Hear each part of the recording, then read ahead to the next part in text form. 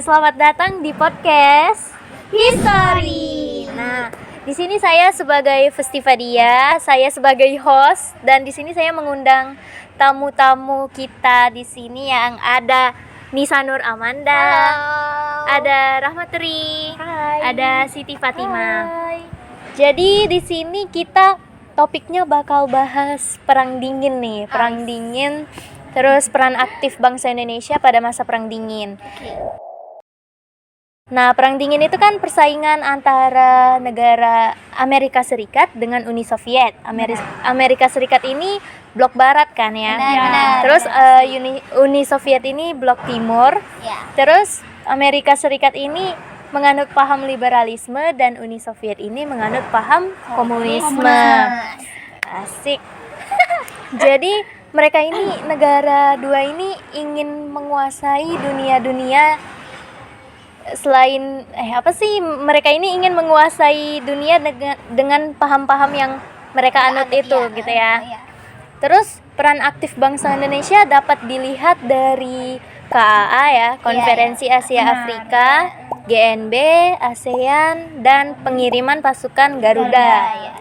Oke, kita masuk langsung aja ya ke Konferensi Asia Afrika nih. Kenapa sih negara Asia Afrika menyelenggarakan konferensi itu? Terus kenapa kalau nggak diselenggarakan? Karena pemimpin-pemimpin di negara ini tuh merasa kalau blok-blok barat dan blok timur itu kan berlomba-lomba ingin menguasai negara-negara di sekitar benua Asia dan Afrika. Nah, sebenarnya tuh tujuan mereka tuh sebenarnya cuma ingin menguasai, bukan ingin mencari dukungan. Nah, maka dari itu kalau tidak dilaksanakannya konferensi Asia Afrika, ada kemungkinan tuh negara-negara di sekitar benua Asia dan Afrika itu bisa aja dijajah dan dikuasai oleh blok-blok tersebut. Blok barat sama timur itu ya? Iya, benar.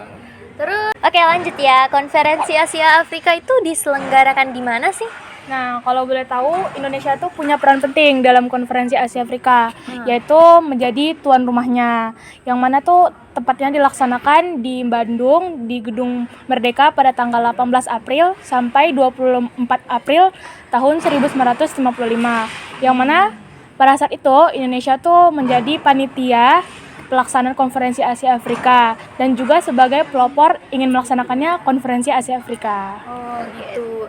Terus apa sih dampak KAA terhadap Indonesia? Terus keuntungan di negara Indonesia tuh apa sih? Emang ada keuntungannya gitu loh? Ada. Apa tuh? Nah, konferensi Asia Afrika itu kan dilaksanakan atas perundingan persatuan 29 negara nih.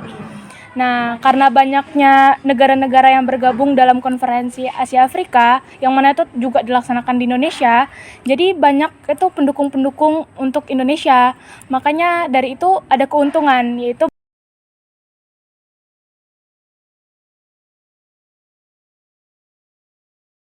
kedaulatan Indonesia, karena banyaknya dukungan dari 29 negara tadi. Gila, banyak banget ya. Iya. Keren tapi. Takut Keren juga sih. kan kalau disenggol sedikit. Iya. Berat. Banyak nih. Banyak backingannya. Iya, banyak nih. backingannya. Terus kita lanjut ke GNB nih ya. Iya, kan KA itu kan tercipta nih. Makanya ada muncul GNB. Oh, gara-gara KAA nih Iya. jadi muncul. Oh, oke. Nah, ya gitu kan. Iya. Gara-gara ada KAA ini, maka munculnya GNB. Nah, GNB itu sebenarnya gerakan non-blok. Ya, gerakan non-blok ya kan. Apa sih? Nah, jadi tuh gerakan non-blok itu tuh lahir karena adanya perbedaan ideologi antara blok barat sama blok timur. Nah, jadi karena apa sih? Mereka tuh nganggap kalau ideologi mereka tuh sama-sama paling benar, juga bisa kesejahteraan masyarakatnya tuh terjamin. Jadi karena perbedaan ideologi ini, negara yang berkembang atau yang udah merdeka tuh jadi susah dalam membangun perekonomiannya. Benar-benar. gitu, ya kan? Iya. Gitu. Terus ada nggak syarat gabung ke GNB itu? Syarat buat gabung ke GNB itu ada 3 tuh. Oh, ada berarti ya? Ada dong, ada lah. Ada Masa dong. nggak ada gitu kan? Nah, yang pertama tuh ada menganut politik bebas, sama juga hidupnya tuh berdampingan gitu. Jadi tuh karena hidupnya dampingan jadi damai kan.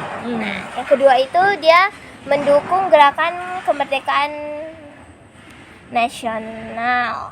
Dan yang ketiga itu dia nggak ngikut jadi anggota militer antara blok barat ataupun blok timur. Gitu. Terus tadi disebutkan syaratnya itu politik bebas gitu. Ya. Itu maksudnya apa tuh? Nah, politik bebas itu tuh sama aja kayak sistem politik luar negeri bebas aktif. Terus itu tuh pertama kali tuh dikemukakan sama Bung Hatta. Bebasnya itu tuh ini apa namanya? Dia nggak terikat antara ideologi blok barat ataupun blok timur gitu. Dia nggak terikat lah ya. Nggak terikat gitu. Gitu. Nah, kalau aktifnya itu ya dia aktif dalam menjalani kerjasama ekonomi dengan cara dia tuh menghargai kedaulatan negara lain gitu. Peran Indonesia tuh pasti ada lah di GNB kan. Ada itu dong. apa aja perannya? Nah, perannya itu pertama, Indonesia pernah jadi tuan rumah KTT atau tuh konferensi tingkat tinggi gerakan non-blok yang ke-10 yang diselenggarakan pada tanggal 1 sampai 7 September 1992 di daerah Jakarta sama Bogor. Terus yang kedua, Indonesia juga memberi warna terhadap gerakan non-blok ini dengan memfokuskan kerjasama ekonomi dengan menghidupkan dialog selatan-selatan gitu. Oke deh. Selanjutnya kita bahas ASEAN ya. Oke. Apa sih peran Indonesia di kawasan Asia Tenggara? Peran Indonesia di kawasan Asia Tenggara adalah Indonesia salah satu negara yang mendirikan ASEAN untuk menciptakan kemajuan, kedamaian pada Asia Tenggara dari Perang Dingin nih. Dan Indonesia juga dipercayai oleh KTT untuk menyelenggarakan ASEAN pertama di Bali. Sekarang ya, Karena Bali emang ini udah terkenal dari dulu ya banget, di iya. mancanegara sana. Benar. Berarti ASEAN tuh ada kaitannya sama Perang Dingin ya. Apa sih buktinya? Waktu itu pada masa Perang Dingin terjadi perang antara Vietnam Utara dan Vietnam Selatan nih. Vietnam Utara didukung oleh Uni Soviet, sedangkan Vietnam Selatan didukung oleh Amerika Serikat. Gara-gara itu negara-negara tetangga Vietnam ini pada khawatir akan terlibat juga. Karena itu negara-negara Asia mendirikan ASEAN dengan tujuan untuk menciptakan ASEAN untuk menciptakan negara-negara ASEAN ini menjadi aman dan stabil. Benar. Gitu. Biar nggak terlibat sama blok barat. Biar tidak terlibat antara blok barat dan blok timur. Biar nggak dikuasai juga. Ya, benar. Terus, seperti itu. Pasti ada nggak sih negara yang belum gabung di ASEAN? Pastinya ada dong, yaitu negara Timur Leste. Oh iya. Karena Timur Leste ini belum bisa juga disebut negara yang berkembang ya, karena perkembangan sumber daya alam manusianya kurang, masih minim. Terus tuh perekonomian negaranya juga masih kurang. Iya. Terus tuh tapi ada beberapa negara yang mendukung Timur Leste untuk masuk ke ASEAN. Gitu ternyata. Ya. Oke. Lanjut aja nih ya, langsung ke Garuda nih pengirim. Iya boleh. Apa sih maksudnya tuh? Oke. Maksud pengiriman pasukan Garuda gitu. Itu tuh gini. Kan negara yang pertama kali ngakuin kemerdekaan bangsa Indonesia tuh apa sih? Mesir. Kan? Mesir. Nah, Benar. waktu tuh Mesir tuh terlibat konflik Inggris, Prancis sama Israel. Jadi gara-gara itu Indonesia ngirimin pasukan Garuda atau kontingen Garuda yang didukung sama PBB buat melakukan pasukan perdamaian. Jadi sejak saat itulah kontingen Garuda ini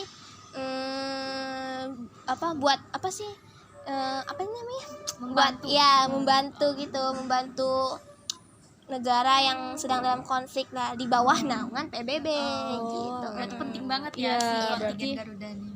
Buat damai kan ya. Penting lah ya. Keren berarti ya Indonesia. Iya, keren. Banyak ya. Terus itu pasukan Garuda tuh apa? Siapa aja gitu? Pasukannya itu pasukan TNI sama polisi gitu. Oh, dari Persatuan antara dua itu. Iya. dari Indonesia. Dari Indonesia. Ya dong, aduh. Iya, iya. Mungkin dari ini. Iya. Terus kalau gitu peran Indonesia dalam pengiriman pasukan Garuda itu apa? Ya itu tadi Indonesia tuh dipilih buat untuk ngirimin pasukan Garuda di bawah naungan PBB gitu. Untuk apa? Untuk menjalankan Ya untuk menjalankan pasukan perdamaian gitu. Misi-misinya.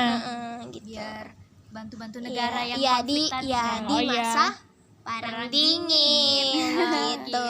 Oke. Oke sih, aku udah paham tentang Dari perang KA, Iya, GNB, GNB, ASEAN, Sama sampai terakhir pas pas Garuda. Ya.